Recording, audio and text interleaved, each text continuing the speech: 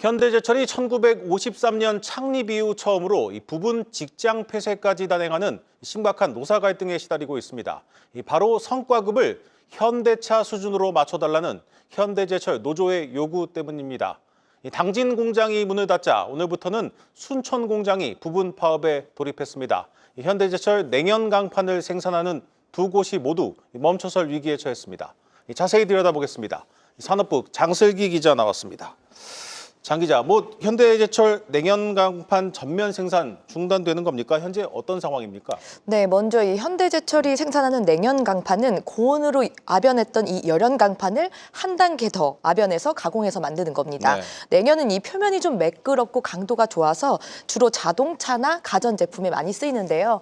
이 현대제철은 전체 냉연의 70%를 당진 공장에서 그리고 30%는 순천 공장에서 생산해 왔습니다. 특히 오늘부터 내일까지 부분 파업에 들어간 이 순천 공장은 앞서 파업으로 생산이 멈췄던 당진의 대체 물량까지 소화했던 곳입니다.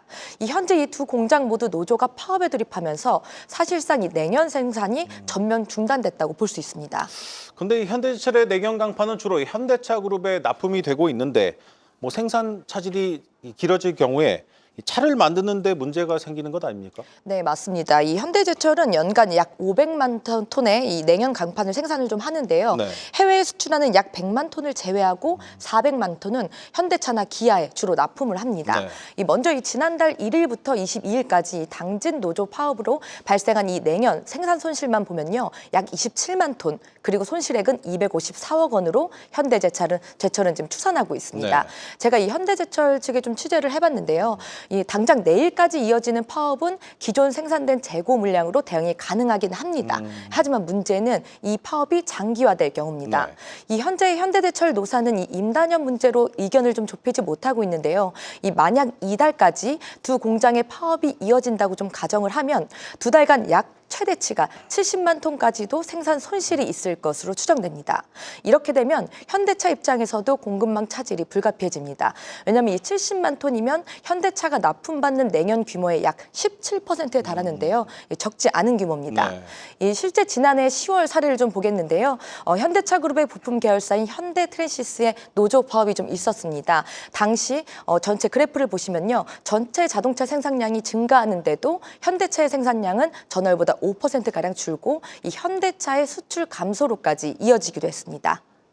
자, 당장 중국 저가 철강제와 경쟁을 하고 있고 미국은 25%의 관세 폭탄까지 던진 상황입니다.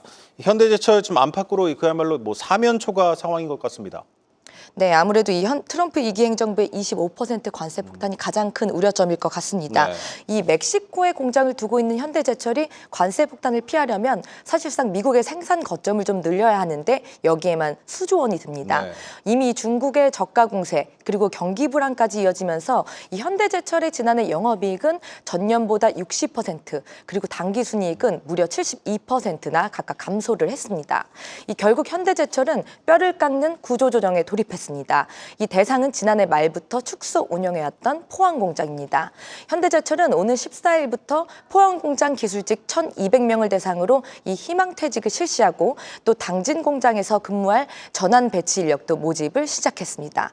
하지만 이런 상황 속에서 만약에 파업으로 인한 생산 중단이 좀 장기화가 되면 올해 재무 구조는 아무래도 더 악화될 것으로 전망되고 있습니다. 네, 잘 들었습니다. 산업부 장슬기 기자였습니다.